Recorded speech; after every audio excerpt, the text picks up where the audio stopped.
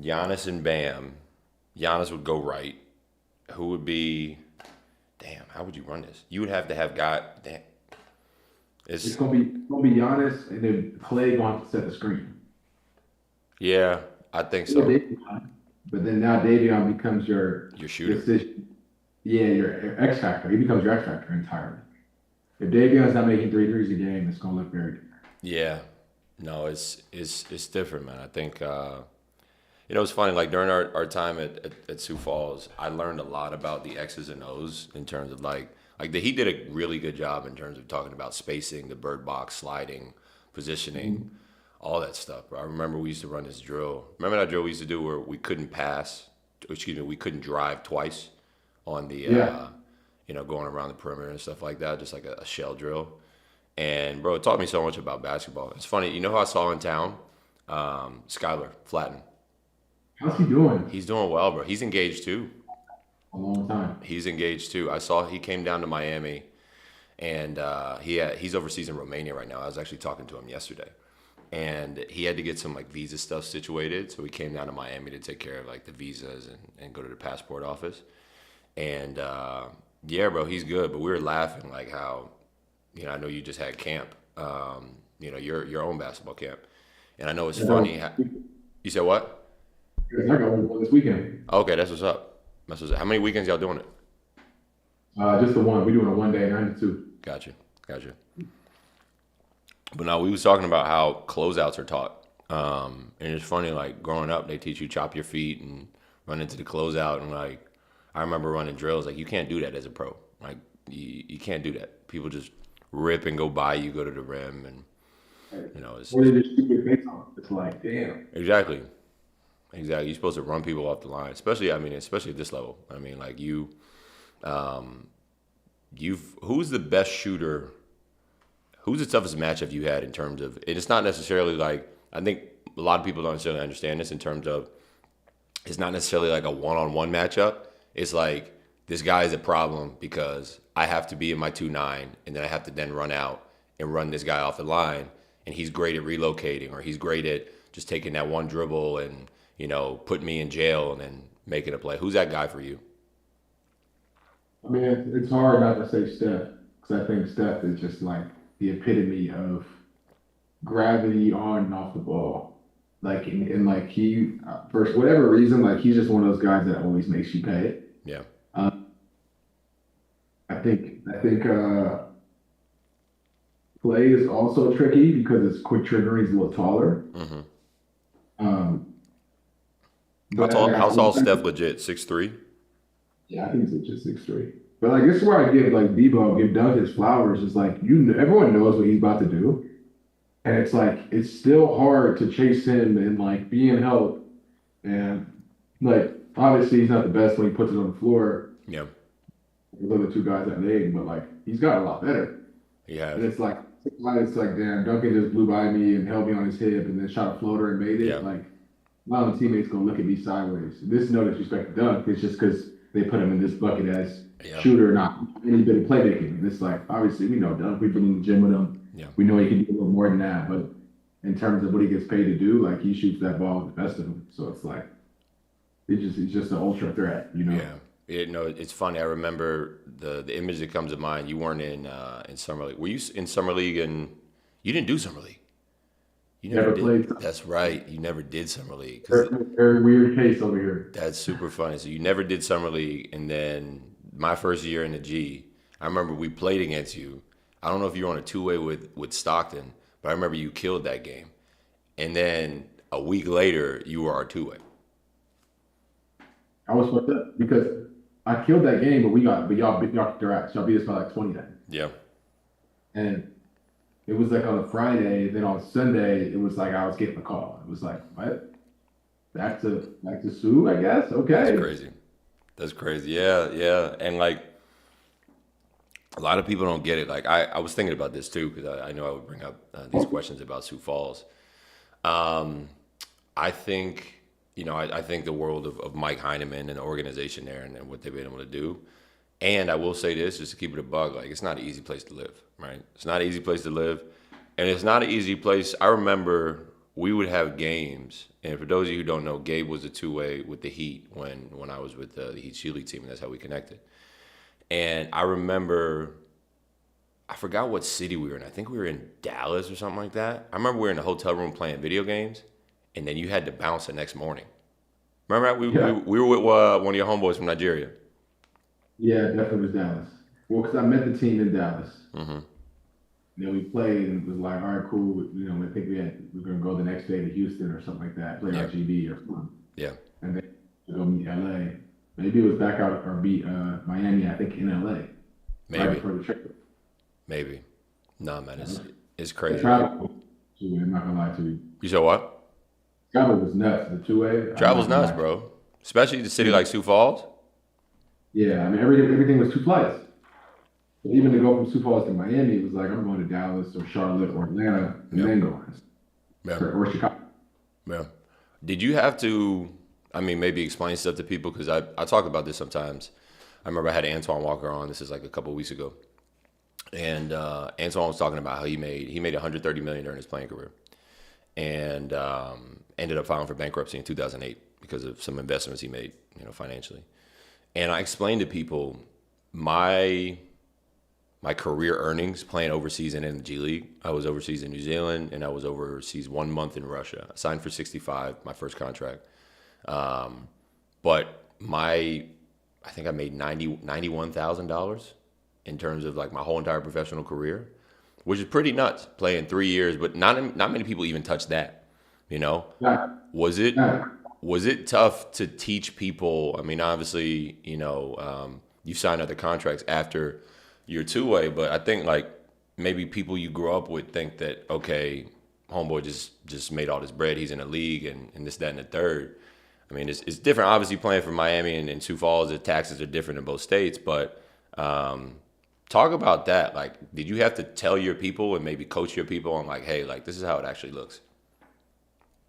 Yes, I definitely had to tell my people or coach my people, but I did more so of the telling or ignoring. Because like I think a lot of folks just see NBA and they're like, oh, okay, like you make this money. You do all this person, you do what they do. And it's like, me and Jimmy Butler make a very like his 2-week check is my own salary. Mm-hmm. So I might put that in perspective for you in your own field or whatever field that person's in. I'm like, the check you got first and 15th is this everything you're making in the whole year, they're getting that person 15th. Yeah. And so it's like, I can't, even if you wanted to, you can't go out as many times as they go out. You can't go to dinner the way they go. You can't go to a restaurant they go. I can't drink the same bottle of wine. And it's like, you got to just figure out what you're at peace with. You know what I mean? I think there's so much of keeping up with the Joneses that goes on in the league and in this lifestyle. And when you're not one of the max guys and you're kind of a two-way, it gets funky, right? Yeah. The exclusivity feel of being one of those guys. Yeah. But for example, me and Bam would go to the movies in Miami. Bam can't just go to the movies. So it's like, we're renting out the theater. And it's like, that's cool to do, but when you go to the movies, do you really want to spend $1,500 to go to the movies? Yeah. It's like, it's little things like that. It's like, this adds up after a while. And, you talked about Antoine, he made however much money. And, sure, he's had kids, a wife, homes he's gotten, sold. And these bills add up quick. Yeah. It's a slow thing that I think people, when you zoom out, it happens quickly. I can even speak to my own stuff, whether it was like hiring a chef, having one of the homies drive you games, and now you're breaking him off, and then you got this deal, now you got this house, and you're paying payments. It's like bills add up quickly as lifestyle progresses and changes. Yeah. I think the hardest thing is to try to like corral that. You got to build a team. I think obviously my situation was different, and it's funny because I never knew anything different. Like people would ask me all the time, like, what is it like? What was it like growing up with your dad being, who he is, being Alonzo Mourning? And I'm like, dude, like, I don't know anything different. Like it's just life. It's just the way it is. But we had a team. That's my dad. Like that's my dad. It's like, you see that he is Alonzo Mourning, great player, hell of a career. Like when he would come home, it's that. That's Pops. Exactly. That's Pops. So for me, we had a team at the house. Like there was always staff. There was a chef. There was nannies and all those things. And the way I broke it down is like at the end of the day, it makes no sense for your franchise guy who's making $100 million to come home and cook his own food, to pick up his own laundry, to do all these things in order to, you know, make it work. It just doesn't make any sense in the world, right? It's just not efficient. You bring up Bam, like there's a cost, there's an expense, there's I think there's a time cost as well, you know, and I think most people don't realize it until they actually get there. Most families don't realize it until they actually get there. And it's always interesting, man. I think having veterans, having OGs, and that's one of the reasons why I created this space to be able to have these conversations. Because, bro, like, you don't know what you don't know, right? You don't know what you don't know, you know? So I just think about it from that perspective, man. And who were some of those vets for you that really put you on game? Like, what was your, not welcome to the league moment, but maybe even a welcome to the league moment off the court? Yeah. I mean, off the court, one jumps to the front of my mind just as we're talking about building a team and so forth. I'm in the hot tub or cold tub with Kyle Lowry. Yeah. And I was playing backup to him. He had just come to Miami. And we're just talking about routines, right? Because, you know, we had this thing night before the game, guys were going to come in to shoot. They kind of knew what time they would come in, and sometimes we overlap. And, you know, him being a Hall of Fame guard in my eyes. Yeah, he is. First ballot. Yeah, so I'm thinking this grade, and we start talking about, you know, building a team. And at this point, I'm on a minimum deal. It's like, you know, I'm still, I don't want to say G League mindset, but I'm not like quick to spend any money. I mean, I got my apartment. That's kind of where I put my money to. I got the car after the bubble. It was like I'm just hunkering down, trying to get better every day. Did you see culture? Did you buy your place? Sorry to cut you off. Did you buy your place, or did you rent in Miami? I rented in Miami. I bought here in LA. Gotcha. And he's like, look, 50K for a chef. What if it makes you 50 million? He said, would you say that's a good bet? I'm like, that's more than a good bet. That's a better return than anything you're going to get. He goes, that's exactly what I'm trying to tell you. Mm-hmm. You might as well invest in yourself, and boom. And so long story short, I ended up getting a chef. A year, 10 months later, I ended up signing the deal I signed in LA. And it was like, damn, like it wasn't 50 mil, Kyle, but it's pretty close to being right. Yeah. You turn 50K investment, and then it leads up to the 33. What was the deal in LA? Okay. So it was like, yeah, I mean, this is more money than I'd ever seen. You know what I mean? Coming from where we came from in the G League, it's like we were getting 30K a year, and you're telling me I get 33 for 3 years, Mm-hmm. like no brainer. And a lot of that was the systems that you know I put in place, whether it was on my own or through the help of OGs. Even something as simple, looking at it now, as simple as getting a chef, not worrying about what I'm eating, when I'm eating, making sure it's there on time, knowing what I'm getting, what I need to have. It's like it just makes things simpler. Yeah. And that's how I look at it now. Like, if I can take my money and make an investment in something that's going to help me later, awesome. If I can buy the one thing I don't get anymore of, which is time, awesome. And so, like, a lot of the ways I'll do it now, it's the same thing. Like, chef saves you time here. If you're in a position where you have a budget for clothes, like I was in a position with a budget for clothes the last 2-3 years, got a stylist. Cool. I'm not just going shopping. I'm not spending 3 hours on a Saturday doing that. I'm gonna go to the farmer's market. I'm gonna just, you know what I mean? I'm gonna go for a walk. I'm gonna take care of my body, get another workout in, and know when I come home, it's like I'm gonna have a plate. Yeah. You know what I mean? Yeah. And so obviously it made me less social because it wasn't like, you know, food was very much a social thing. You go out to eat. Yeah. Yeah, people come over to eat, but also I'm not trying to feed 8 people every time. You start to realize that too. At least I did when I moved to LA, because being from California, it was like I'm stepping into old relationships, and I'm trying to navigate that now. You know, 4 or 5 years into the league, but now I got the big check, and so it's like now everybody's calling it. Access became a thing for me that I had to figure out for sure. In terms of giving people access or not allowing people access? I said both. Both. I think just being out of sight, out of mind was such a big thing when I was out in Miami that now it's like after the run and there's a little bit of cloud and now people are talking. I became a little more recognizable, and then it's like sign up the Lakers, boom, drop you in LA, and it's like, oh, okay, now I got 10 homies at the crib. I ain't talked to any of y'all in 5 years. Yeah. You know, 8 years. Like where have y'all been at? You know what I mean? And then kind of seeing who's still around, how often they're coming around, Yeah. and you know, some people are there for the best of reasons, some maybe not, and having to figure that out, you know. Yeah.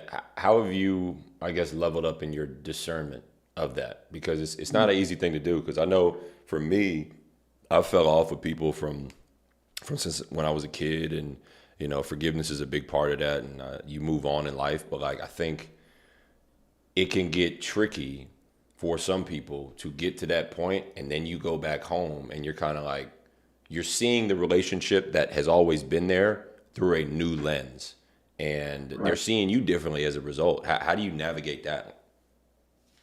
I just try to be as pure as I can be. And so in that essence and what that may look like is um, I've had this type of relationship with somebody, I'm gonna present the same way. I'm gonna like that's the homie. Doesn't matter if it's been 10 years since I've seen you or five since I've seen you. And I'm gonna bring you in and love on you, and I understand time's gone by and there might be a little bit of a catch up, but I'm not expecting anybody to be at any point. And you That's know what I good. mean? It's Yeah. like if I like me and your relationship, Yeah. we can link on. And it's like, great, I'm gonna catch up with Trey and see where he's at. I'm gonna meet him where he's at. Yeah. I don't have this expectation of where you need to be because, like, for my own self, I kind of just turned 30. I'm going into year 8 in the NBA. Like, that's not the norm, and I understand that's not the norm. And it's like I could be retired in 5 years. And it's like, now I'm looking to try to start a whole new career at 35, 36. Yeah. And that might be more the norm than what my last 30 years have been like. 100%. You know what I mean? And so I think it's been interesting to try to step back into relationships with friends that have gone and pursued the dream and had to restart career. And some of them have felt like, oh, well, this person's in this industry, this person's in this industry. It's like they want to feel that. And that has gotten in the way of some of our relationships. And for others, it's just been like, cool, that's Gabe. He's on his grind, same as always. He ain't changed. He's been doing the same thing since high school, Yeah. since college. And I think the people that have known me in that essence, it's been easier for them to be around. It's been easier for these 100%. relationships because it's like, it's not predicated on what I've done. It's just predicated on who I am and how I move. And so I try to just reciprocate that to others. Yeah. If you're staying solid and you just work hard and, sometimes things go your way, sometimes they don't, cool. But if your head's in the right place and you're still pursuing something, it's like, I'm in your corner. Yeah. Good, bad, and ugly. You know what I mean? But I understand, like, right now was my time. I got on early. Yeah, I had the big check and the glitz and glamour. It was cool. But, like, you zoom out of that shit, it's like, it's just not, it just is what it is. Yeah. You know what I mean?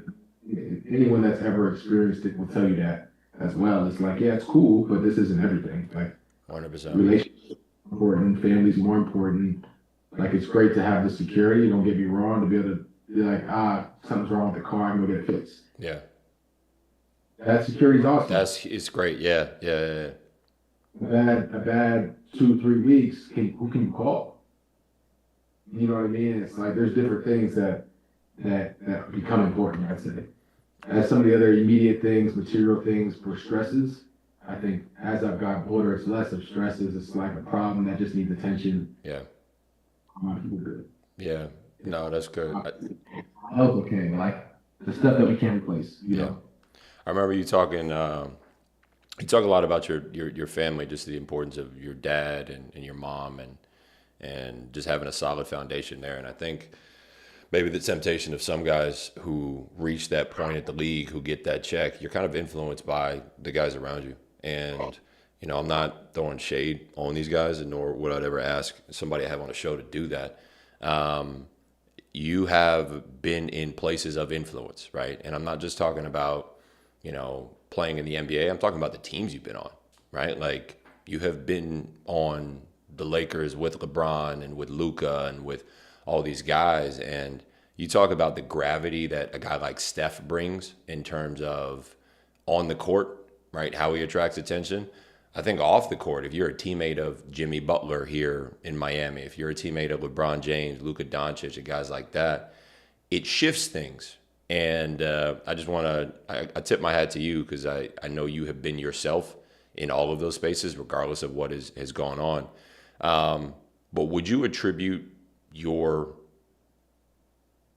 your I guess presence and your calmness to your upbringing with your parents?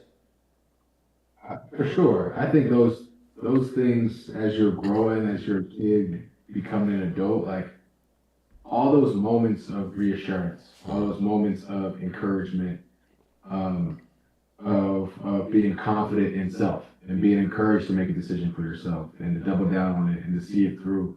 To me, those are all things that become important because this world's so impressionable. And people have always told me, like, don't let the money change you. Don't let the money change you. It's like, I've always been a firm believer, like, the money just exposes who you are. It doesn't 100%. Yeah. change you. It just gives you more ability and access. And what you do with that is on you. And, some people waver, they explore, whatever. But for the most part, I think when the dust settles, like, people are who they are. Yeah. And that's like, you talk about these different spaces and influences, like 100%, man. Like, I've gone from being a nobody, playing in gyms of 20 people, 40 people, 100 people, to walking the streets of Paris and getting recognized. And like when it happens for me, I'm still confused. I'm like, this guy don't really recognize. He's gonna say I look like Drake or somebody or Mm-hmm. D-Lo or Mm-hmm. you know what I mean? They're calling my name, and it's like to the point where I've caught myself, like where I go out almost expecting it at times and don't get it, and like, oh, and dealing with that feel. And not that that's happened all the time, but just like, oh, so this is how some guys feel when they're not getting that same amount of attention. I understand now how that can hurt. And I understand how if this is something you've been getting since you were 14 and then you don't get at 27 anymore, Yeah. that's going to be a different feel. It You know is. what I mean? The pressure of social media, like I couldn't go to the gas station. Like my first year here at the gas station, people on my ass at the gas station. That's Just crazy. like, I'll have a homie get gas for me. Like you start to just, and as I started to see how it was changing the way in which I lived and moved, it was like, oh, that's not going to work for me. I need to be myself. That's And I huge. think being in LA, being in California, kind of being closer to home and having my roots, my support system has been incredible. It's just kind of leaning into that, bro. Leaning into my faith. Just understood where I was and who I want to stand for, what I want to stand for to be. And it's like this game is a game. It's that black and white, simple. Like I need to not lose myself in the midst of it. And finding different ways to stay true to that. Yeah. Why does everybody not understand that? Specifically players? Uh, I think we all have an idea of how we expect something to go. Whether it's our dream, whether it's like a championship game or a first game of the season or a test you're going to take or a job interview. Like we all have this expectation, and some of us more anxious thinkers or more cerebral people might think of every scenario and thinking we can control it. But it's like, it's just going to go how it goes. Yeah, we play our part in it, but it's like we can't control every aspect of it. And even the lifestyle piece, right? Like we hear the stories, you see the movies, he got game, his visit was like this, and it's like people have that idea, that concept of what's supposed to be. Yeah. And it's, oh, I'm not successful in the NBA if I'm not living this lifestyle. Oh, I didn't stay up all night and go play the game and play well, so it's like I'm not really a killer. I just, I'm a boring basketball player. I got 8 hours of sleep and I woke up and did my job and I didn't check the box score, and I went home and kissed my fiance and called it a night. Like, I'm boring. And it's just like, I mean, it just depends on what the balance or table of success is. Yeah. You know what I mean? I think we build up the glitz and glamour of what it is to be in the NBA, which is natural. I mean, we're playing a child's game at a professional level, and so much of that aspect is what people look up to us for, not giving up on the dream, turning a dream into a reality, and pursuing it against all costs. Like all those things are great and all, but it's like there's so much more to it that you can't lose yourself in the midst of it. Not everything's going to be exactly how you might have wanted it to be, and almost that expectation sometimes can lead to that disappointment where you see people climb this crazy mountain or this crazy feat, gets to the top of it, and they're like unfulfilled and saying, now what? And it's like you spent 15 years chasing this thing and you finally catch it and you're empty. Yeah. That doesn't make sense to me. Have you seen that? Like, have you seen guys maybe have some real conversations? I'm sure God has placed you in certain spaces where you've had conversations with people who are like, dang, like, I don't feel it. Like, I tell my clients this, that you'd be surprised how many basketball players don't like basketball. Oh man, Most of them hate it. Really? To be honest. I said most of them hate it. Like they're just there because they that helps them do everything else. Or I think they liked it to a point, and I think this is a rare thing that the further you go, I was talking to somebody about this the other day. The further you go, I'll use basketball as an example, in any sport or field, right? The margin for error is less, but the reward is greater. Mm-hmm. And so it's like, yeah, you go from high school to college. Like I can make less errors because people are transferring in NIL deals. I'm 18 playing against a 23-year-old. Like there's different. My margin of error is less, but I've already become basically the 1% if I get to college. But I'm trying to become the 1% of 1% to get here. It's like, oh, okay, and then you're 6'3", then you don't have a 40-inch vertical, then you're not this athletic, your numbers aren't this. It's like, oh, a guy like myself doesn't really have any room for error, but the reward is vast. So let me lock in. It's like, how can you even live in that space without stress? You know what I mean? That's I think huge. guys fill in the blank of the stressors or try to act like they're not there. It's like, I just feel like that's wasted energy. Like it is present. You're not crazy. It is stressful. Control what you can. And I think like we both know Russ really well with his talks about Yeah. mental fitness and mental training. And it's like all that stuff's important, but it's more important than just for basketball. And I think like even when we're 100%. in the sport, we have a short-sightedness of like, yeah, I'm going to do whatever it takes just because of my goal to do this task. But so much of sports is life. And it's like a small microcosm of what life is. Like things are going to be difficult. You have an injury or you lose a job or somebody else gets hurt and now you have a greater role. It's like, okay, now you have double the caseload. It's like you can plug and place, fill in the blank with any industry. I feel like some of the things you go through in sports, and it's like, are you going to crash out? Like you have kids to go feed. Yeah. You have to play this part and understanding how to move within that uncomfort, uncertainty, and like keep your head level and still like not lose sight of your whatever your North Star is. I think that's like the most valuable lessons I've learned in sports. Yeah, man. I think it's what comes to mind for me as well is not every organization takes it seriously in terms of the preparation of the player after the fact. And so, I think about the G League as an example. And the Heat organization, I think I've personally been spoiled to grow up in this organization. Like, I haven't really known anything else. And, you look at a story like D Wade, and I hear him tell stories about leaving the Heat organization and kind of having that realization like, oh, shoot, the grass isn't greener on the other side necessarily. And I know every organization isn't perfect, and Miami has their flaws for sure. I'd never say anybody is perfect. What I will say is this. I remember meeting with, you brought up Russ Roush, and I saw Russ not too long ago, but at a G League level, not many people care about your mindset, right? Not many people care about making sure you're good up here to be able to move on to, I guess, what's next after basketball or even excel in basketball in the space you're in right now. Like Russ talked about expanding and working from where you are and just growing. And I think it's pretty cool, man. I think a lot of our conversations are circled around that. I remember we really got to know each other here in Miami when the pandemic had happened right before the bubble. And yeah, man, like y'all were cooped up in a hotel, locked in and working out on a balcony and all these different things, which is crazy. But I think like during that time, I think the whole world it was me, you, and Silva. I remember we kick it all the time. And yeah, man, like the mental approach then, I think for me, it benefited me because during that time I was able to lock in. You were able to lock in. I think guys in the Heat organization were able to lock in. And that's one of the reasons why y'all were so successful in the bubble, right? Because you were able to go there and do your thing. And I can imagine that you probably saw this from being in the bubble as well. There were dudes there who, are NBA All-Stars and they coming out of shape, right? They coming out of shape and, not to knock somebody who, can't necessarily take care of their body, but like you had a balcony, you had weights, you had a bike or whatever it was to be able to get yourself right to show up in the way you needed to show up. I don't think enough people understand that professional athletes are people. And I don't think enough people understand that the best players in the world or the people who have the skill don't necessarily train like they want to keep it, right? Hmm. I I think, would agree.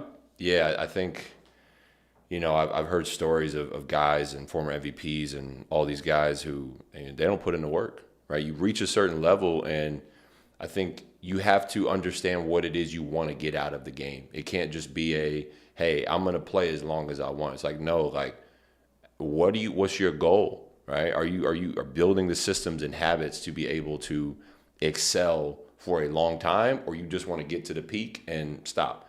I think a lot of people have a goal, bro. How many people uh, I'm talking about like kids, right? How many kids or meet who say, I want to get to the NBA versus I want to have a career in the NBA and I want to stay in the NBA? Oh, for sure. I mean, no, I haven't heard any kid say I want to have a career in NBA. It's always I want to get there. And like, this is just crazy because I was having a conversation this week about this point as well. Of the gap between achieving the last goal you had and making the next goal. I think like that gap is so crucial in this essence of like, you make a lot of money, let's say you sign a $100 million deal. That gap between doing this thing that you were set as an 8-year-old vision to try to do, and then now it's the next goal. You're 23 years old, you got 100 mil guarantee. How do you approach your next season? What are you playing for now? You're playing because you need to get your mom a house. Your mom can have 4 houses now. Now, and I think like you're saying that the why for folks really gets exposed as comforts, as things get taken care of along the way, which is natural. Like I'm not, I don't. The competitor in me gets upset with certain people when I see that or feel like that's happening. But also, like you said, we're human. Like Yeah, you did it, you've done it, you've accomplished your goal, your task. We all have whatever it is we brought our mirror as a kid. You know what I mean? It's like yeah, we all have to plan for. I can't expect you to have the same grind, drive, work ethic as myself. yeah, But also, like, having a North Star, having a big picture, I think is important. And I think sometimes the big picture isn't big enough. And I think that's what throws agreed. people off. This big picture isn't big enough. I think I have this overarching goal. It's going to take me 10 years to do it. And then they do it in 2 years. And now they're like, oh, well, I'm content. I've done what I need to do. And it's like, okay, that's fine. But if you want to be this thing, like, set another goal. Yeah, Have your big goal and have your other markers to keep yourself in line to know you're still heading the right direction. yeah, Like, direction is more important than speed in my mind. So it's like as long as you're making your daily deposits, like I'm a big believer in compound interest yeah, and you're pushing towards that. I think those are things that help keep one's mental there, keep one locked in on the essence of like, this is one thing I credit Miami with too. Is like they create their systems and their culture, etc. But a lot of it is to change your lifestyle. yeah, And then changes, people freak out about the 6% body fat. Once the lifestyle changes, that these other things are byproducts. yeah, Being in great shape is a byproduct. I worked out most of the summer doing individual workouts, hopped in a run for the first time 2, 3 weeks ago, and was like, oh, we're done? Y'all are done? And I'm thinking I was going to go in there and be out of shape. And it's just like, oh, nah, my baseline for what shape is now has changed. it's changed. It's changed. And so it's like, and as you continue to elevate in life, those things change. You know what I mean? Like what I thought was a good shooting day as a senior in high school changed as a senior in college. Oh, completely, completely.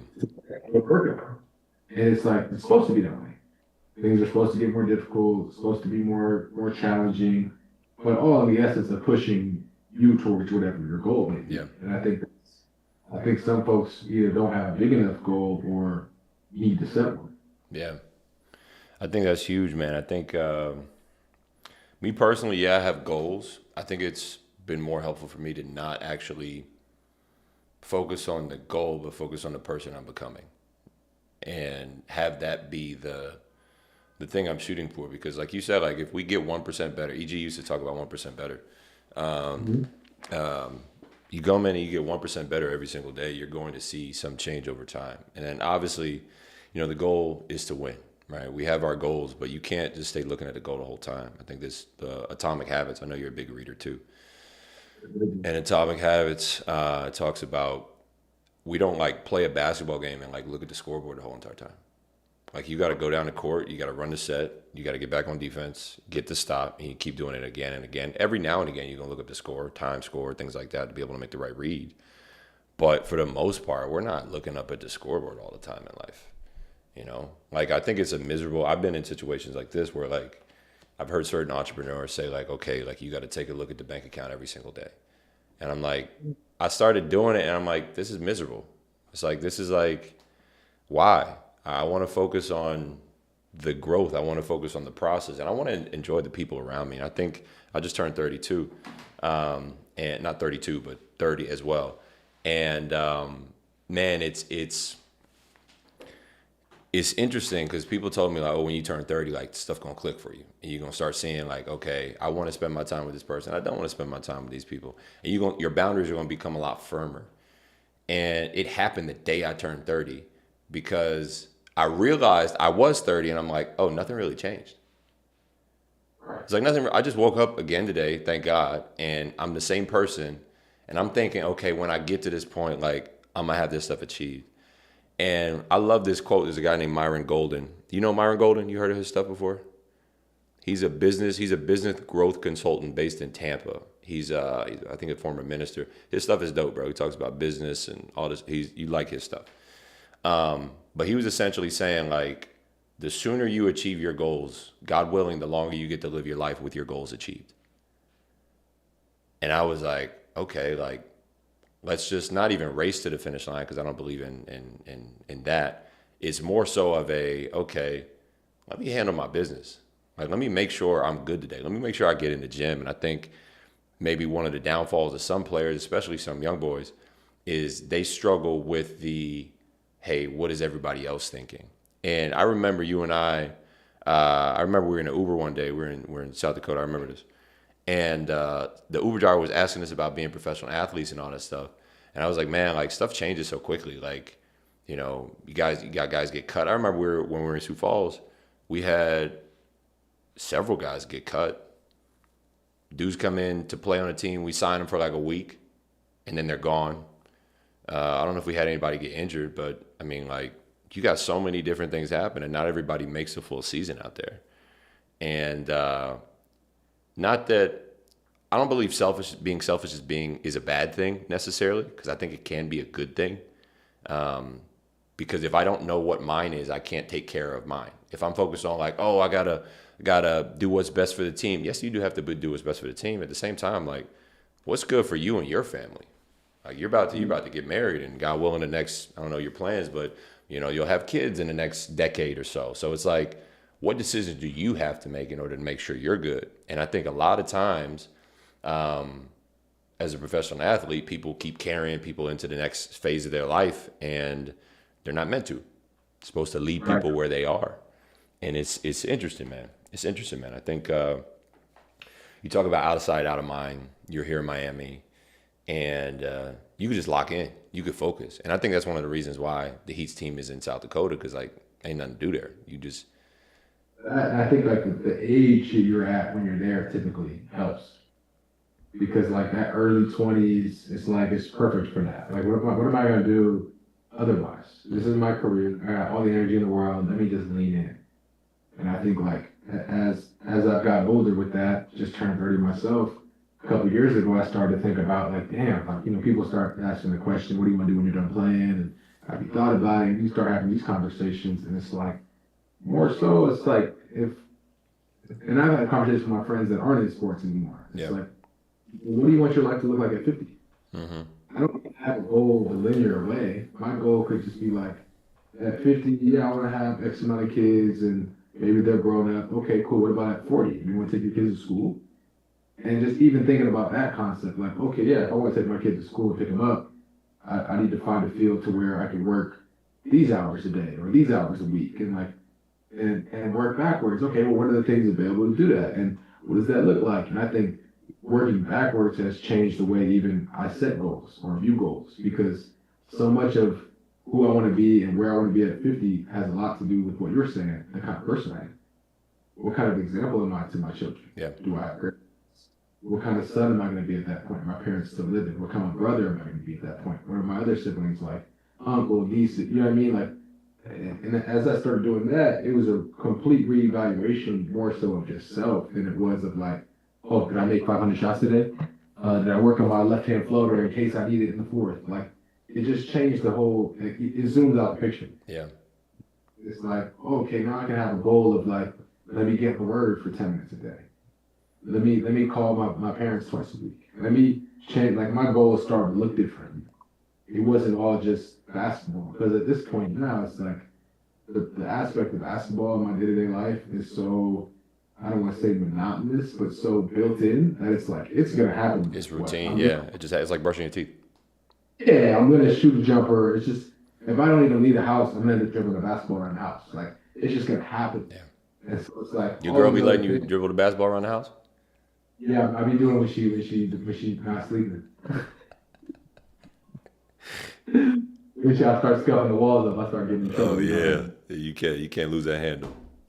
Right. So it's just like those aspects of life are you start to realize that this ain't going nowhere. This is part of who I am, but you don't want to lose these other pieces. And I think I've seen guys' careers end quicker than they wanted to, right when they wanted to, and it was hard to reincorporate back to the everyday life. Because as NBA players, bro, we don't live a normal life. Like No.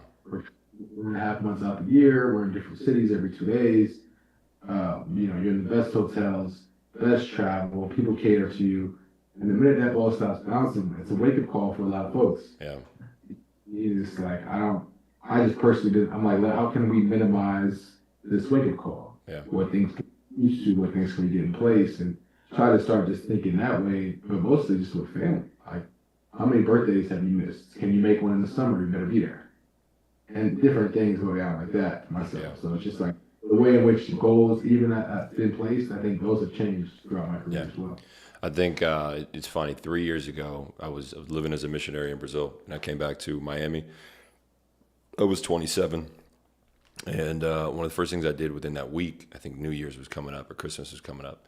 I went out to dinner with my dad, my sister, and my brother, and my dad's girl and her people. That was the first time my dad has ever had dinner on New Year's Eve with me, my brother, and my sister. And I was 27 at that time, right? And Wow. my brother he's 13 years younger than me, and my sister's 4 years younger than me. So he waited 27 years in order to do that with his family, And you think about that, you think about the sacrifice, you think about things you miss, and I think one of the reasons why I'm an entrepreneur now, I don't know if I ever told you this, and one of the reasons I stopped playing as well is because I was over in New Zealand, had a great year. I got offered in Taiwan. This is when Dwight and those guys were over in Taiwan. I got offered in Taiwan, and I would have to essentially leave New Zealand, maybe spend a week back home, and then go over to Taiwan, maybe, or maybe I'd just go straight there. If I did that, I'd be 23 months away from home, including Sioux Falls, New Zealand, and I don't know, freaking Taiwan. And I'm fortunate enough to have seen the journey, right? And I have an education, and I can fall back on that. But I even have my own beliefs about education because not everything is, not a piece of paper isn't necessarily going to get you a job opportunity. It's really the relationships you develop while you're getting that piece of paper that is going to get you that opportunity. But yeah, bro, that's one of the reasons I stopped because I was just like, I'm gonna come back home, train. Ended up picking up an injury, and I felt like God was leading me in a different direction. And then I hung it up, bro. But like, not many people understand like what they're willing to give, like what they're willing to pay in order to do this thing. And it's not easy. It's not, I think we all have our own reasons, and it's okay. I was okay with stopping, and had a great last season, averaged 20-9, and was comfortable, and I'm like, okay, I can do my own thing. And I think another thing as well, people need to acceptance is a big part of this journey, right? And I know you could speak to this as well because I remember we were having a conversation. I won't go into specifics, but I remember we were having a conversation one time, and this is before you entered the league, and you were telling me how you were in camp, not in camp, but you were around one team, you were playing around one team, and there were guys on contract. You would bust their ass, right, on a regular basis. And it doesn't matter how well you play, you're just not going to get an opportunity because that person's on contract, right? There's so many things that, there's so many guys who have the talent, who have the skill, and they just don't get the opportunity. And timing is a huge thing. And you even look at Kobe, like I saw a Kobe interview yesterday. He was talking to Matt Barnes and them, and he was saying how he didn't play his first 2 years. And then Rick Fox got injured, and that's how he got an opportunity. Rick Fox got injured, and the guy Kobe was third string. So Rick Fox got injured. He had plantar fasciitis, and then the guy who was going to play over Kobe ended up getting injured too. So Kobe had to step up, and from there he had a couple double doubles in the first 5 games, and he didn't look back, and he was on the court the rest of the way. But bro, it's interesting, man. Like I think you kind of have to go with the flow. Yes, you can. I do believe like you. Yeah, we can try to kick the door down to the best of our ability, but bro, like I think you have so much more peace in life when you admit, like, bro, I ain't got no control. I can go in and get my shots up today. I can get my work in today, and that's it. I can control the controllables. And the sooner players understand that, the better. And the sooner families understand that, the better. I think some parents do it a disservice because they got their player going 101 places and playing all across the circuit, but they're not really developing the habits. Like not a lot of people sit still. I feel like both you and I do this. I think we sit down a good amount. We sit down and we're still, and I think one of the reasons we get along is like we both reflect and we're both able to look in the mirror, so we're not showing up, I guess, bleeding on other people. It's like, hey, like, let me focus on me and make sure I'm good before I step into a space. So I'm not pouring from empty. I'm rather overflowing into where I'm going. I mean, it's an uncomfortable thing to do. It's an uncomfortable thing to do to like pick yourself apart in a positive mind state, if that makes sense. I think like everyone picks themselves apart. Oh, I got acne here, or oh, my face isn't as symmetrical. I mean, it's whatever the fuck they're picking apart. All right, I should have made the shot. It's like, yeah, I should have made the shot. So why did I miss it? You know what I mean? And could I have been a better teammate today? Like that's kind of like one of my self-reflections when I finished a game was like, okay, like how was I as a teammate? I know if I was 6 for 8, I'm gonna feel good about myself. But was I a dickhead when I didn't get the ball swung to me? You know what I mean? Did I not do my job when it was time to? Like, I've always reflected on my game that way. Like, the game went wrong. What could I have done better? How could I have been better? And where did we go wrong as a team? And it's like, all those factors come into play. But I think you're hitting it on the head. Like, you got to be able to be self-reflective. You got to be able to look at yourself and know what's going on and be real with yourself. If I can't be real with myself, how can anyone else be real with me? And I think we talked earlier about guys having people in their ear. Like, yeah, there's a lot of yes men out there and a lot of people that are just there to tell you and make you feel good. There is a place for that. No question. Like, there is a place to be built up, to have your ego poured into. But it's also to understand, like, you mentioned you did some missionary work. I care about my faith a lot. Like, I believe I'm just a steward of this body. It's not mine. I've just been blessed to play ball. I'm gonna play ball as long as I can and try to be a good example. But when it's time, big man gonna say it's time. Whether it's in the version of an injury or the version of missing shots. But like, I know there's people that are better than me out there, and other people that have been healthier than me in my career, that have been all these things that maybe they just weren't as much stewards of their body in the situation, their preparation, their mental, their this and that. And it's like, it may not have hurt them year 1 or year 2 or, but I look on some of the AU teams I played on, really elite teams, bro. And there's only 2 people left in the league. And it's like, one of them was expected, Aaron Gordon. The other, myself, not expected. Yeah. People look at me like, man, I can't believe G's still doing it. And it's like, some of that is just the systems that we put in place and just staying true to it all.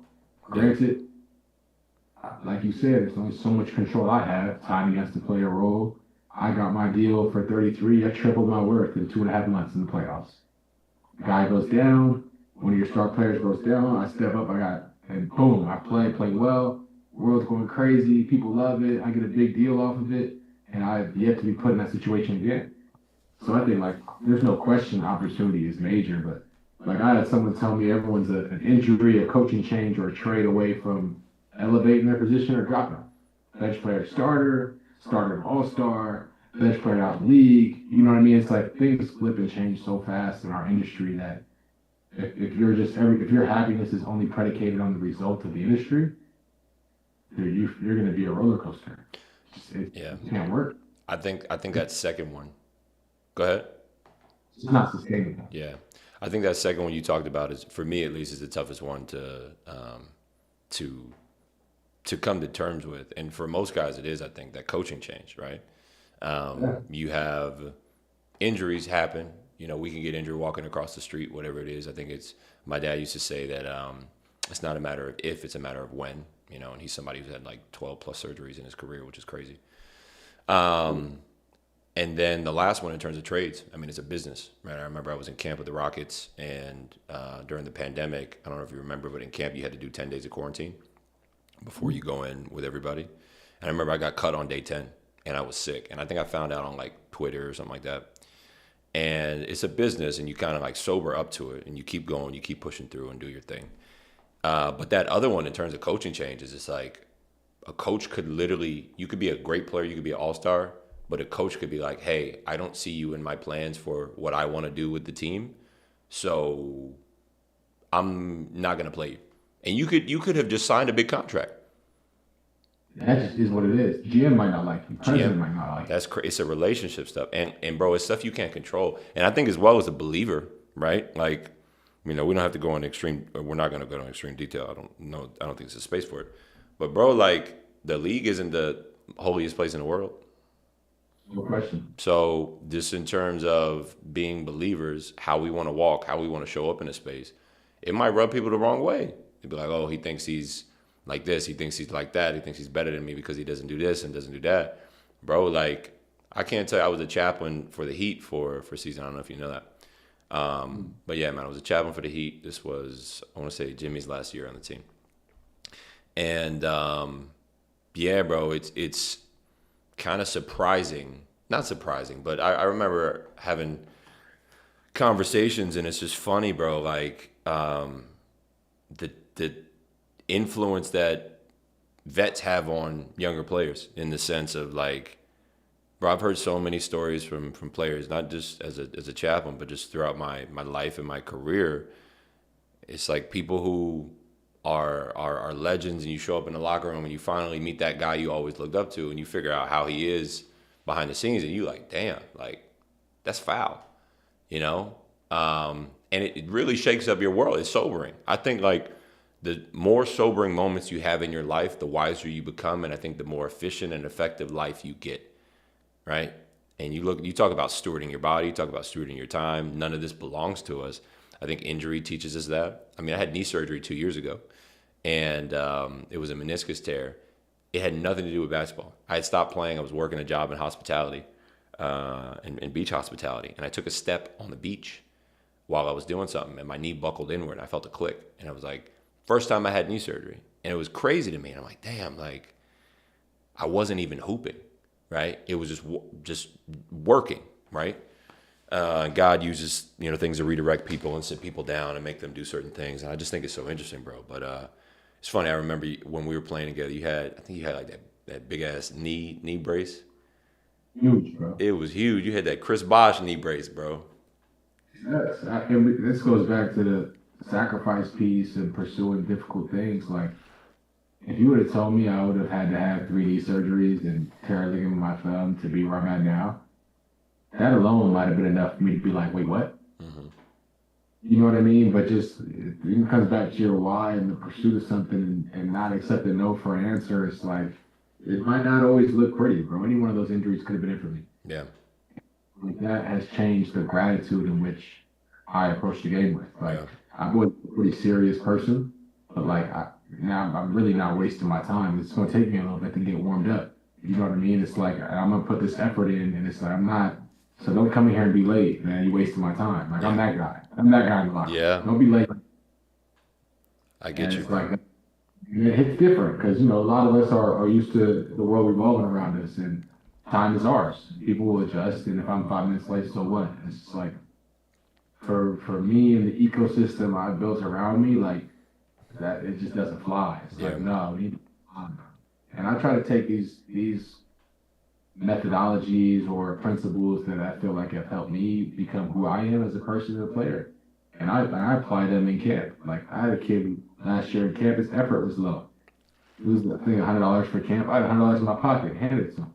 I said, you don't work hard, you can just go home. It's not about, I'm not doing this for a check.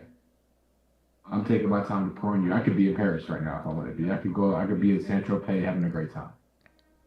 You know what I mean? I'm not saying that for a pity party from the kid to me, but just understand that people are spending good time to be here with you, and don't waste your time. I had a coach tell me growing up, like, don't waste your reps. You'll never get that rep again. You'll never be able to come off and shoot that pull up. So when you do it haphazardly or half caringly, and all you're doing is messing up your mental for the way you should always be doing it. And now you got that one bad rep is going. It's like you took a step forward and two back. Yeah. And you need to approach things with an intention. And it's like, let's shape the way I do my off seasons, which days I get treatment, how I get the treatment. You know what I mean? I've done all I could to try to. We talked about 1% earlier. 1% streamline just everything.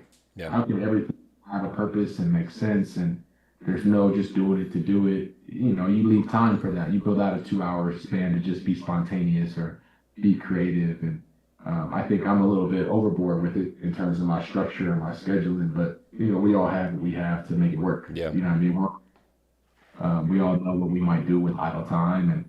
And, you know, it's not an easy thing, but it's not an easy thing. Like, you just got to find ways to discipline yourself and hold yourself accountable. Yeah, man. You talk about the journey, and we talked about the Bible a bit and how you're in the Word.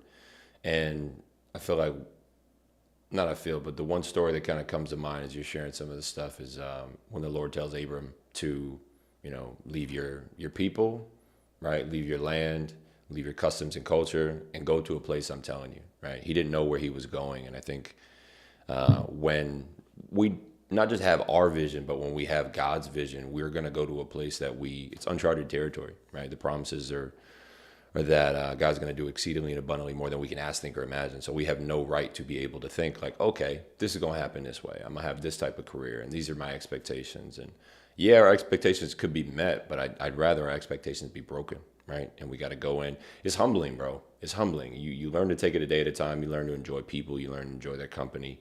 You learn to respect people more. And I think that's just a valuable thing to have within the sport, bro. It's a valuable thing to have within the sport. Yeah, man. Respect a lot. Like, I used to think this happened to me because I did this, or I got hurt because of this. And it's like, it's easy to say in the future, hindsight's 2020, but it's like, he being God, he's not going to harm you. It's all a blessing if you can zoom out far enough to see it. And like you said, it directs a path, brings you here and there, and etc. So I think as I've upped my gratitude and changed my perspective on many situations, it's just like, this is just where I'm going now. Now we're going left, and then we're going to go right. But you know what I mean? Timing, we're the ones that put the time on the goal. Yeah. You know what I'm saying? I need to do this by Tuesday. I need to be lose 10 pounds and have a 6-pack. 30 days, get a 6-pack. Like, just change your lifestyle, change your work ethic. And the byproduct of that will be this thing. Yeah. And I think that's a big factor for me. Yeah. But dude, before I go into the next question, how are you on time? I'm good. All right. I probably got 40 minutes. We need to go like 10 over. Bet that. That's cool. That's cool. Dude, I'm thinking something that's really important to you, and I have a lot of Nigerian friends now. So, dude, how is it for you representing your country? I think like that's probably not something you maybe envisioned as a Jit. Like you represented your country on the biggest stage at the Olympics right after. I think it was it right after the finals too? Before. So, dude, you did the Tokyo 2020. We had to do it in 21 because of COVID. Yeah. So you were representing your country in the Olympics. And you've also played in the NBA Finals. You started in the NBA Finals. That's not something you can like. I mean, I don't want to speak for you, but maybe I don't think that's something you dreamed about. Maybe it's something you dreamed about and envisioned it possible. I'm not saying that, but dude, like that's kind of a testament right there, just in terms of stuff that you didn't maybe expect. Sure. I mean, like I think it's funny because I told Bam this when we were in the bubble talking about national team stuff and so forth. I'm one of the American-born Nigerians. You know what I mean? Like I understand that. I don't speak Igbo or Yoruba. I speak Pidgin a little bit. I can speak it more when I'm in the motherland for a week at a time, 2 weeks at a time. My perspective or dreams, if you will, of the Olympics wasn't necessarily to be with Nigeria. That wasn't my norm. I grew up in the States. USA wins the gold medals, this and that. And I always wanted to be an Olympian. I never thought that this is how I'd be an Olympian. I'm grateful there's an opportunity. It's been one of the best experiences of my life to this day, playing with the national team. Like, I formed a brotherhood that I didn't think could form. You know, we got a group chat of 40, 50 guys that it's active every day. I got 20 to 50 messages in that That's chat. And it's awesome. like, yeah, it's like a network where we've grown to stay close and done business and older guys help younger guys get jobs overseas if they need them and have access. It's like some are scouts in the league now. It's like we have our own network we built through that, and I think it's a really special and cool thing. Um, that at one point I didn't even think I'm like Nigeria. That's why I didn't really even heard about that. You know what I mean? And taking the time to do some of the grassroots stuff when I first got out of college was great experience. Went and played in China for like 2 weeks.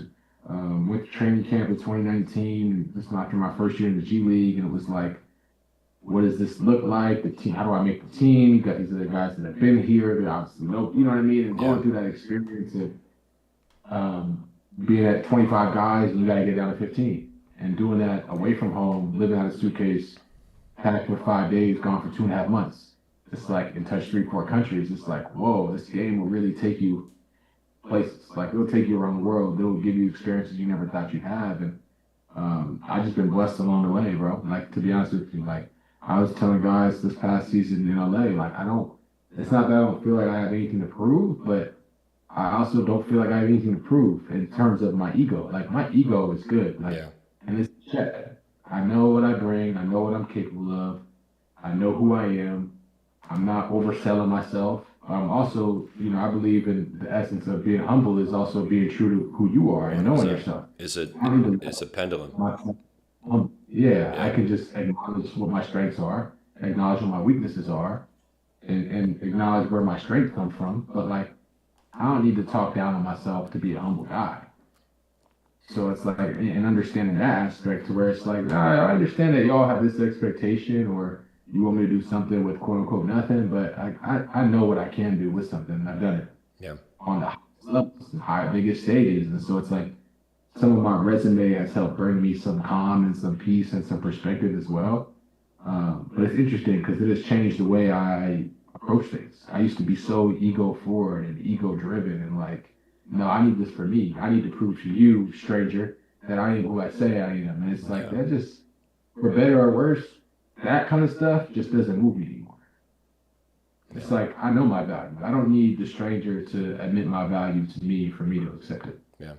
Let me ask you, as a friend too, how do you do that in a city like Miami, and how you do that in a city like New York, where, or excuse me, not New York, Los Angeles, where um, a lot of things are visual in terms of the perspective and the image that you portray. Yeah, well, I think Miami it was easier for me to do just because of the ecosystem that the team built. I think the Heat do a really good job of like blocking out noise for you in essence Hmm. and creating this environment of like we're in this own our own silo tube and we're just head to the grindstone working. Yeah. If you're gonna compare yourself to people, it's the people you see every day you're grinding with. You know Yeah. what I mean? Versus like in LA where it's in terms of like the way the organization was ran, bro, it's probably the complete polar opposite. Really. So you can imagine that having been so close to this, it's like it's very different. It's the expectations are the same and that's great, but the whole process of how to get there is totally different. Yes, that's so interesting to me, bro. I know there's different ways to do stuff around the league. Sorry to cut you off. I know there's different ways to do stuff around the league, but bro, like at least for me, I can't imagine being in a world where, granted, I haven't been in the Heat Rock. I can maybe make assumptions, but I'm pretty damn sure that first take is not on in the Heat locker room before practice. 1,000% not. But it's been on and it's not on in the Laker locker room either because Okay. Yeah. some big name people don't like some big name people that are on the show. Yes. But yeah, I get that. So we But know that certain music doesn't get played out there. It just is what it is. yeah, But like, I got traded at the at the deadline to Atlanta, and it's like it's on in that locker room. You know what I mean? And I'm in the coach's office 2 weeks in and saying, "Hey, you got a problem here." Not one thing has started on time. hmm. Not practice, not film, not the plane leaving, not the bus, not treatment, Where's this not ATL? yeah. I was like, not. I was like, this is a problem. I'm sorry if I'm the first one to tell y'all, but this ain't gonna fucking work. Yeah. You know what I mean? And we make some changes and we start finding guys. And me personally, I don't think it's any mistake that after certain things that pointed out, we end up going on a 19-game win streak. Yeah. Some of these things are just part of being pros Yeah. and being professional. I think the league's getting younger and younger, and what it means to be a pro is changing constantly. But certain elements of it, I think, are just like are mandatory or needed. Like Yeah.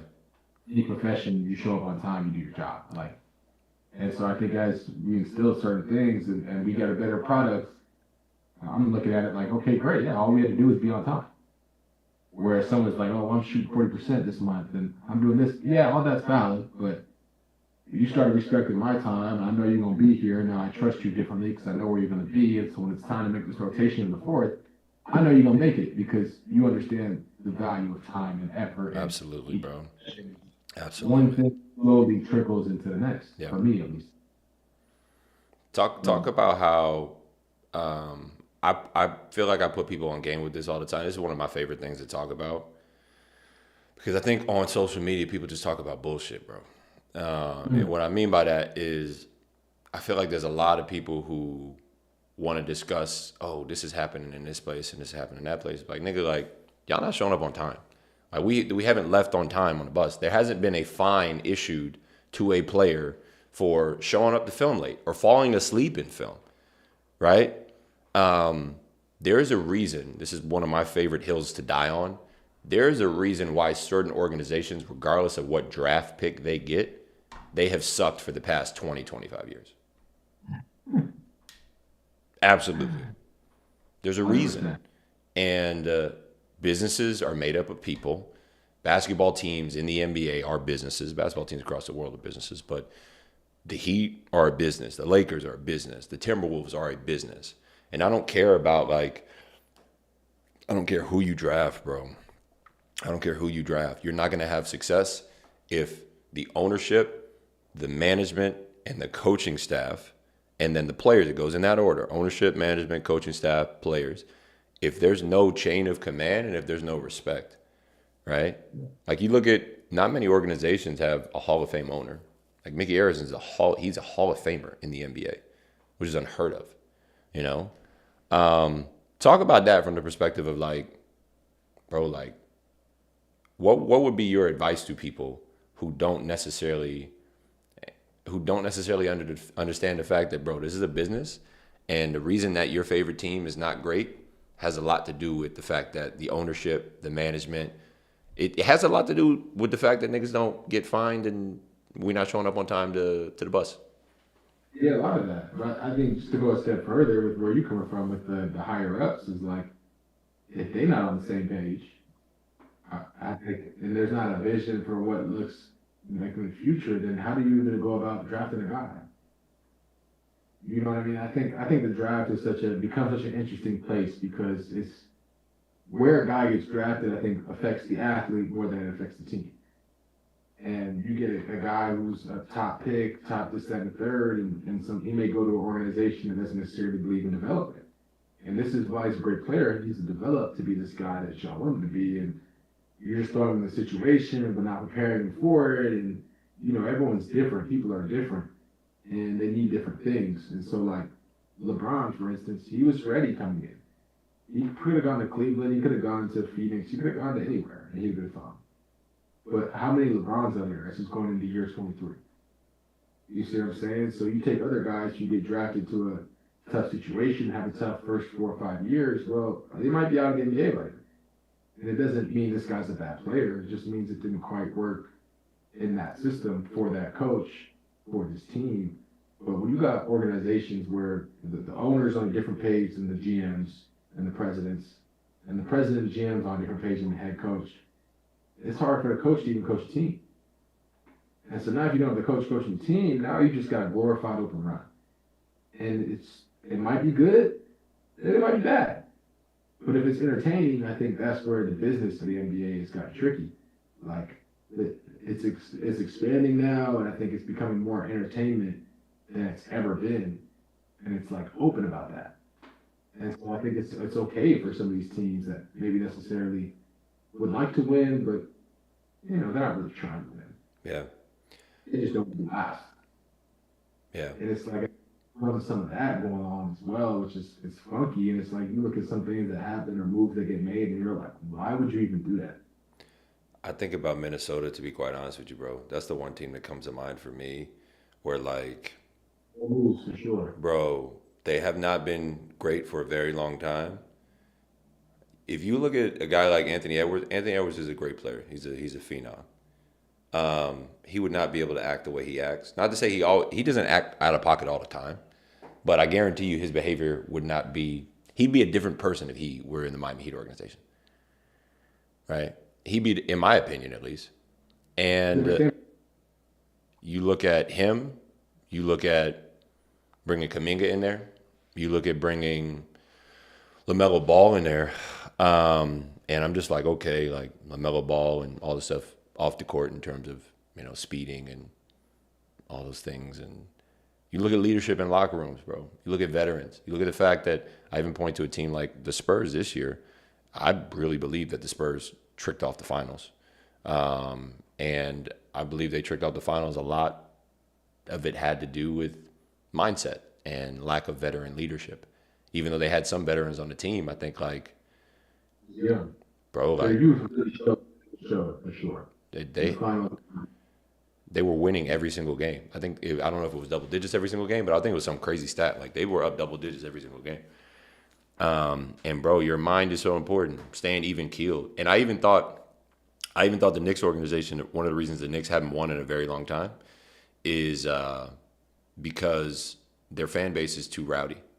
And I know it maybe sounds silly, but I think when you have a fan base that is so up and down, like the New York Knicks, and you have a team that doesn't have a strong enough mind, they end up moving with the fan base. So when things are going well, they're good. But when things are going bad, they're down.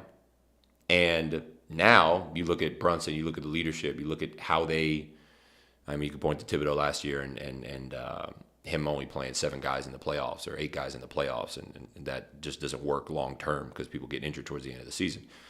But I think the reason the Knicks won this year was because of their mindset. It wasn't necessarily because of their play on the court, yes. But like you said, the stuff you do off the court has a lot to do with what you do on the court. And, bro, the mindset of a player is so important. And you have to be able to cancel out the fans. And I think, like, you played for some big organizations, and I think you played for the biggest organizations, in my opinion, in basketball, aside from you point to the Celtics.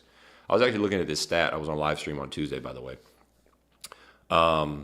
In the past, since 1988, when the Heat were founded, the Heat are tied for second most finals appearances. And they've only been around since 1988. So I believe that the Heat have been the most efficient in terms of their time in the NBA. Right? You look at the Lakers; they've been here longer and been to so many finals. I think the Lakers were first, and the Heat were tied for second with San Antonio for 7 finals appearances. Or no, not 7 finals appearances, 5 finals appearances, whatever it was. But no, I think the Heat were tied for third. San Antonio was second. But anyways, bro, I'll say all that to say this: the mindset of a player, how they lock in, how you cancel out the noise of the fan base is so important. How are you able to do that in a city like Los Angeles? I mean, I think that like in LA specifically, it's loud. Their fans are everywhere. Their fans are global. Their fans are active on socials. Like, um, so I think like you can't help but hear noise. Yeah, So they don't sign my check, so it's like y'all got it. You yeah, know what I mean? Like, say what y'all want, and I'll still come to the game. And I understand the aspect that it's not going to be the star's fault. I get that. yeah, Like, yeah, I understand that I'm getting paid what I'm getting paid, and everyone has their expectation, despite whether it be being right or wrong. That part doesn't really matter. mm-hmm. You have your you're a fan. That's what you came here to do. You came here to heckle jargon, scream for your team, be happy if we win, be sad if we lose. Like I get it. That doesn't change what my job is. My job is to show up and do what I'm told to do. If that's to shoot maybe 2 shots and defend and run up and down the court, cool. Y'all can call me what y'all want to call me on all my posts. Go for it. Like, Mm-hmm. the minute I was doing things to respond to them, it's like I've lost my mark.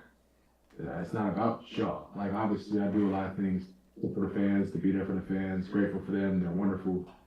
Um, and the trolls that come along with them, to me, is just part of it. Like that's what you signed up for. You know, they've been doing that since college. It's just the scale it looks like is different.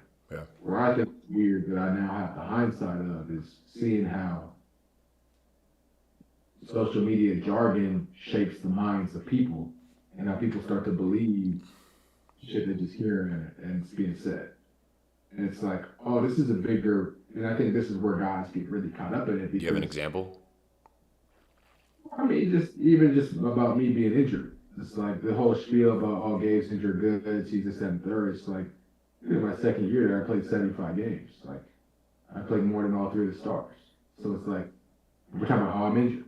You know what I mean? Like, even I missed a couple weeks here, a couple weeks there.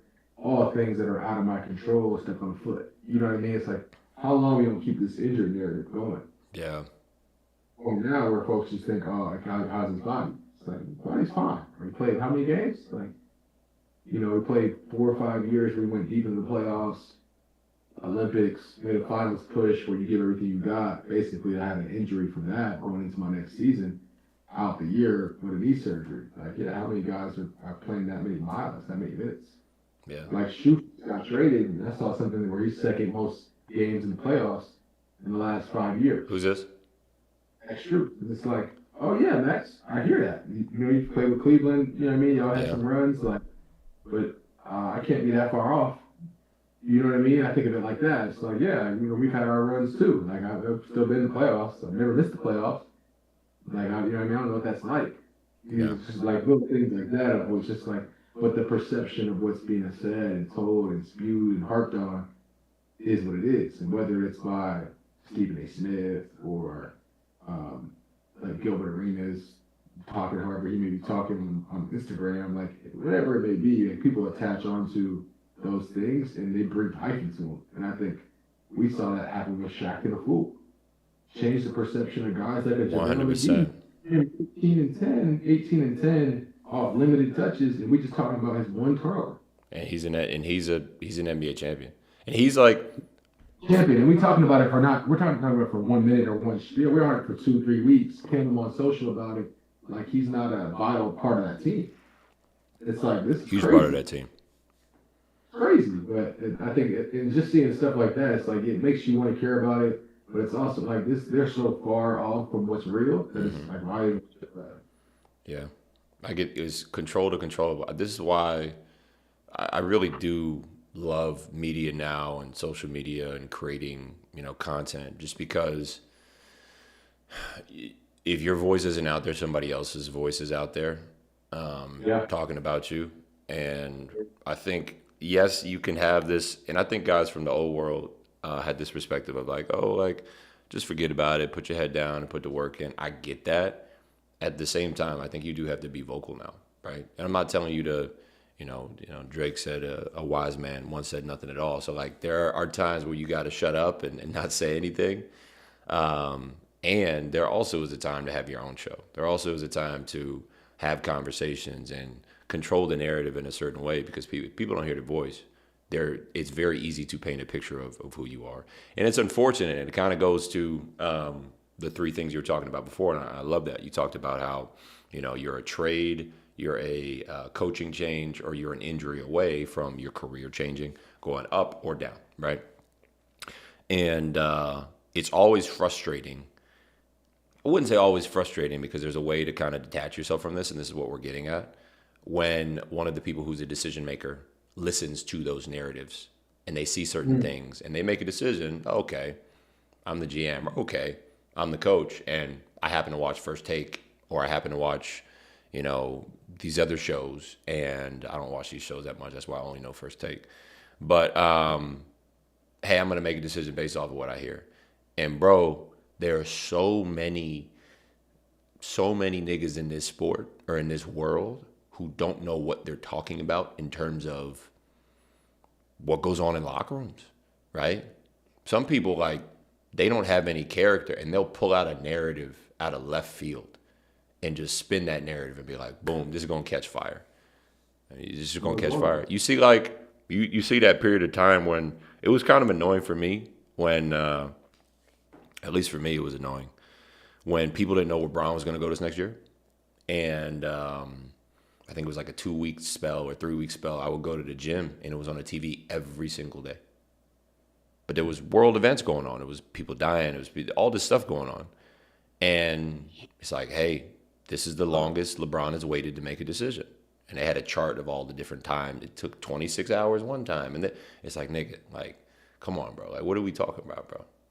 And I think about, it's like AI talking about practice, right? I don't think people understand, like, people make fun of it all the time talking about practice, but he's being real. Like, he had one of his, I don't know if you know the story behind it, but one of his homies had passed. And he's just keeping it a buck. He's like, bro, we're here talking about practice right now. I'm the MVP of the league. I'm the franchise player. Even how they flipped that though and ran with it, like and how like I found out the full story maybe what 3-4 years ago. But most of my life, 25 odd years, 26, 7 years, I'm like, okay, I don't want to practice. Like, he's a killer. He's a star player. I get it. He's going to do what he's going to do in the game. I understand. And that whole narrative runs until the doc comes out or this speech comes out. And it's like, oh, there's so much more to it. Yeah. People rating him with questions for the last 10 minutes about some nonsense and just flip the practice. And he's human. Yeah. Exactly. You know what I mean? I just don't like personally. I just don't like when the goalposts get moved. If this is what you're gonna judge somebody off of and base it off of, cool. But as the goalpost moves, I think that's when things start to get real funky and people start to crash it out and etc. Because it's like they're like, well, this was okay yesterday, now it's not okay today. Yeah, I think honestly, bro, and I don't think I've ever said this publicly. One of my other reasons for wanting to be an entrepreneur and work for myself is I didn't want to deal with niggas. Like I didn't want to deal with certain people. Like, you know, I know kids are probably gonna watch this and parents are probably gonna watch this, but like I'll just keep it a buck as a hooper, bro. Like I've played with some dickheads. I've played with some dudes who like I hate walking into work every single day and being with this person. Like, yes, I can pray for them and do all these different things. And at the same time, you got to keep it spade. You got to keep it a buck. Some people are cancers for the team. Some people are great players, and maybe they're even making a lot of money, and maybe they even had a great career. But like, bro, this dude is toxic. This dude is unhealthy, and this dude is influencing the coach and the younger guys in the locker room to be able to make decisions that I can't control. Right? I think about this all the time, bro. I couldn't wait to become a professional basketball player. Could not wait. When I was at Georgetown wasn't the best fit for me basketball-wise. Granted, I learned a whole lot, and God redeemed that moment for sure.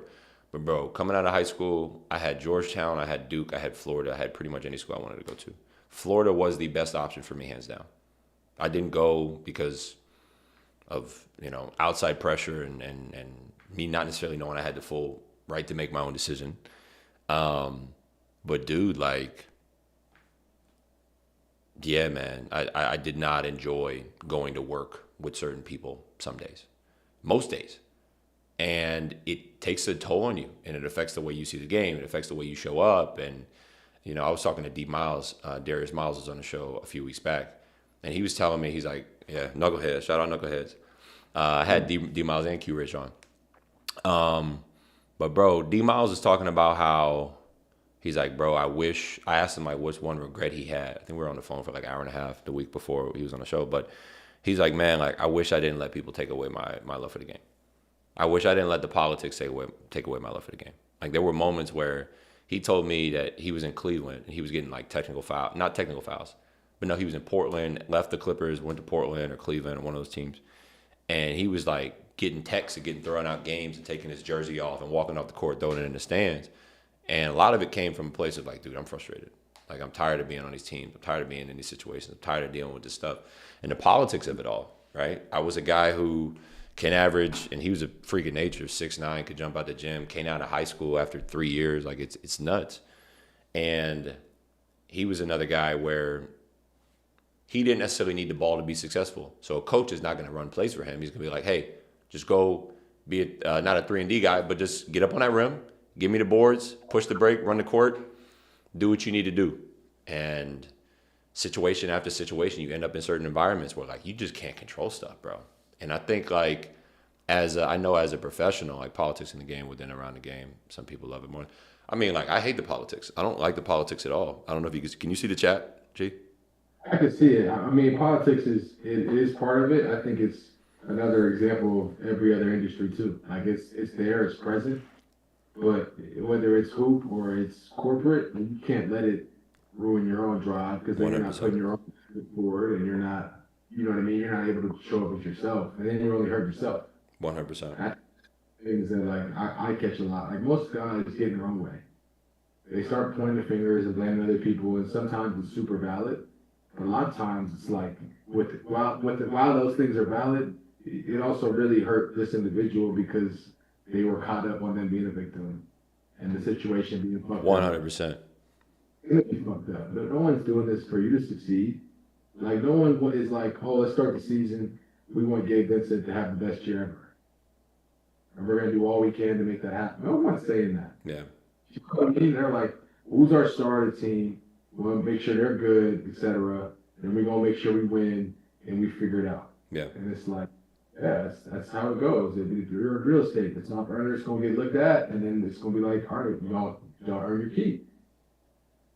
Yeah. And so it's politics, while it is some bullshit sometimes, like it is a game within a game. They're valid in saying that, but it's like it's also just it can't always be the excuse either. No, it can't. And now, I'm not saying that from a perspective, and I Not want to. an excuse, but it's like if you're gonna settle for that, I think that leads on to other things too. Yeah. But I do dislike the politics as well, but Yeah. I'm right there with you.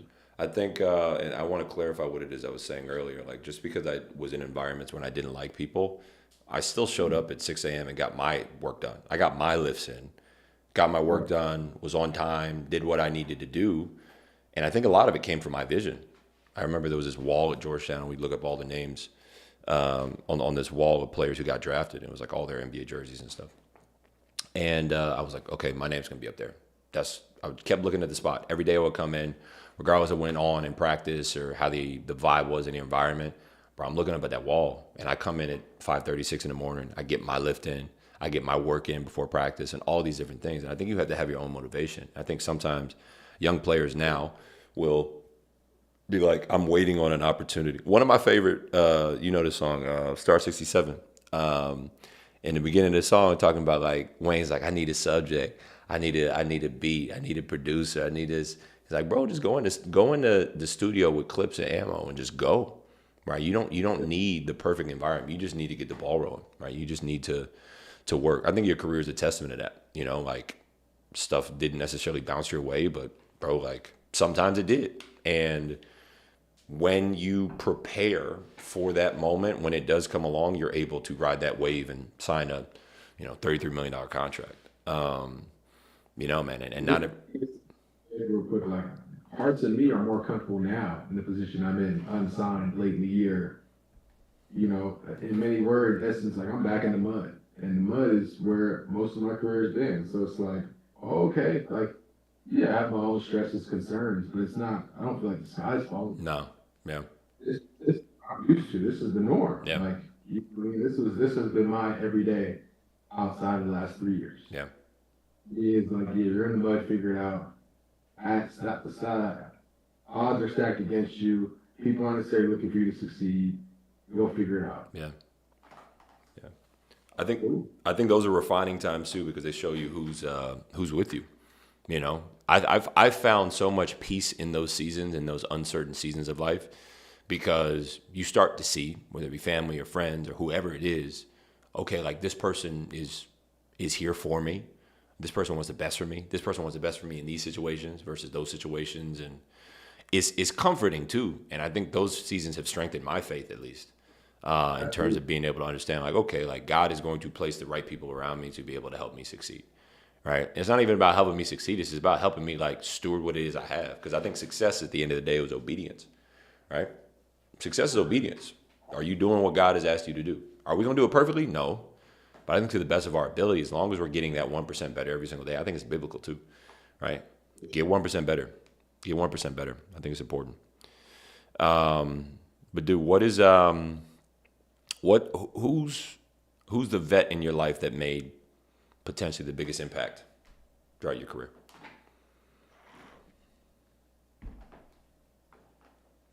Probably Andre Iguodala. Andre's up there. I think Kyle had a heavy impact on me because of the timing of our relationship. As I was, starting to kind of come into my own, ended up starting some games and making them run the playoffs. But Dre kind of came into my life when I was first getting into the league, during those bubble times. And years followed, and we've been able to keep a relationship. Big reason, big part of why I'm involved with the PA, sitting as a vice president, played a big role with us opening up this facility out here in LA. And so I think he's opened my mind up to, I don't want to say everything outside of basketball, but just the business of our game and help me understand that aspect of it, which I think has helped me deal with a lot of the politics and the bullshit that may come my way. It's just understanding why it's happening. Yeah. Seeing the right role, what may end up happening here or there. But I'd say Dre or Kyle have probably been two of the biggest influences on me. I'm still in touch with both of them. I think Kyle was fixing when we were on the call, matter of fact. That's what's up. So, like I said, I've been fortunate to have good vets, and seeing other guys that haven't had good vets and seeing how it's affected young players in that regard too has been eye-opening to me as I'm, 7 years in, going into, I'm even last year in the locker room in LA, I'm the third, fourth oldest guy. Damn. If you take LeBron out of that conversation, I'm the second, third oldest. And it's like, what? It's crazy. You know what I mean? 29 at the time. I'm like, at least that's not the NBA I grew up watching. You know what I mean? I grew up looking at it. And so now it's like, as the NBA is getting younger and younger, it's like, I'm a bit of a natural leader. I don't mind leading in that essence. And a lot of guys don't. But it's like, I see the void for that already. Like, yeah, guys do need mentorship from a 28-year-old. Yeah. It's just how it is, because there's still a 10-year gap, 8-year gap. Like, there's so much of life that they haven't experienced, or the league that they haven't seen, or certain difficulties that haven't come their way. A lot of the things we talk about on this call, like, kids seeing this, they're going to be able to relate to some of these things. As they get further on in career, the way money is now at NIL, it's like, some of them might be getting good bread. For sure. Freshman year. For sure. And their relationships are going to change that quickly. Not just friends, but family. And it's like, how are they going to navigate that? Is this all new to them? Have they heard stories about it before? How other people did it? You know what I mean? So there's so much value, I think, that even comes from our conversation now in the way that the game of basketball is changing. Yeah, man. One of my dad's vets was, his backup was Robert Parrish. And it's funny, bro. Like, absolutely crazy. It's crazy just how the league has changed, and I think there's a space to be able to. I think this is why these conversations serve so much through the rookie and the vet, to be able to be a veteran presence for these players, because they might not get it in a locker room, but they can get it on their phone, right? They can see a clip, they can watch an episode, they can hear a conversation, and like at the end of the day, it's not necessarily about where you get to. It's about I've always learned more from the no's, and I've always learned more from learning what it is I don't like, right? Because I'm able to be more of myself. And whether a player pursues his career to be able to be a professional athlete at whatever league, whatever level around the world, I think, it's not what you don't know that could trip you up. It's what you don't know that you don't know. And same thing about benefiting you. It's not what you don't know. It's what you don't know that you don't know. It's that vet saying something like, dang, like a 13-year-old isn't thinking about hiring a private chef. They're not. But when they do that, and maybe even a parent, you can put the parent on game, and then the parent can start doing meal prep or find a chef now to be able to get these habits in. Like LeBron was media trained when he was in high school, so why not get a chef now in some capacity, So, but anyways, bro, dude, I appreciate your time. Thank you for this convo. I know we're about to wrap up. I'm about to sign off now, go off the stream, but we'll wrap for a bit and say our goodbyes. But thank you all for watching today. Really do appreciate it. And stay tuned for more episodes of The Rookie and the Vet. I'm Trey Morning. This is Gabe Vincent, and we'll see you soon. Peace.